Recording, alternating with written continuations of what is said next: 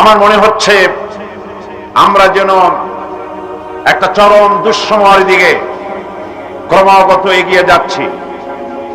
বর্তমান সরকার, তাদের অবস্থা দৃষ্টে মনে হয় বর্তমান সরকার যেন ভারতের সপক্ষে এবং এদেশের মুসলিম এবং ইসলামী জনগণের বিপক্ষে অবস্থান গ্রহণ করেছেন।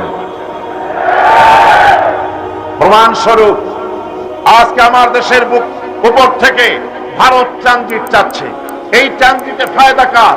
ভারতের ফায়দা। এশিয়ান হাইওয়ে এক জিনিস, আর করিডোর দেওয়া ভিন্ন জিনিস।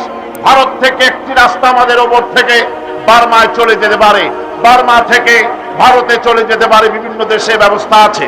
কিন্তু ভারত চাচ্ছে ভারতের ভিতর থেকে রাস্তা প্রবেশ করে বার্মা হয়ে ভারতের পূর্বাঞ্চলীয় 7টি রাজ্যে যারা স্বাধীনতাকামী, সেই স্বাধীনতাকামী রাজ্যগুলির উপরে তাদের সেনাবাহিনী, তাদের ট্রাক, তাদের পরিবহন যেন যাতায়াত করতে পারে, এজন্য তারা করিডোর কামনা করছে।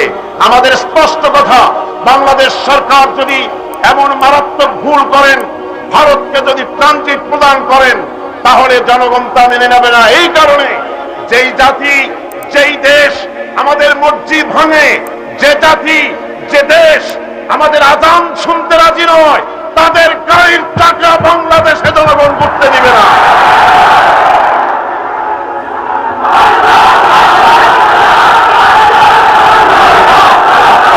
সুতরাং আজ একটি একটি করে ইসলামের বিরুদ্ধে বর্তমান সরকার পদক্ষেপ নিয়েছেন, আর অপরদিকে ভারতের সব রকমের সুযোগ সুবিধা তিনি দিচ্ছেন। আমরা বলতে চাই, 1971 সনে দেশ স্বাধীন করা হয়েছিল কি জন্যে?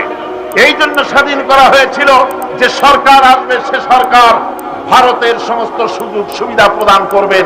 এই জন্য কি 1971 সনের যুদ্ধ হয়েছিল?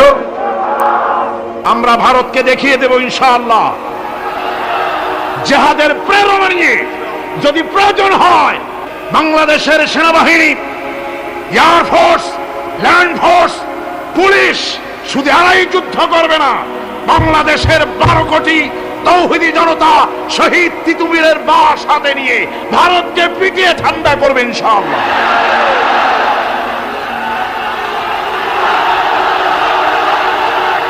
আর সরকারের প্রতি শেষ নোটিশ, সেটা হলো এই, ভারতকে ভয় করবেন না, আল্লাহকে ভয় করুন। ক্ষমতা দেওয়ার মালিক আল্লাহ। আসসালামু আলাইকুম ওয়া রাহমাতুল্লাহ।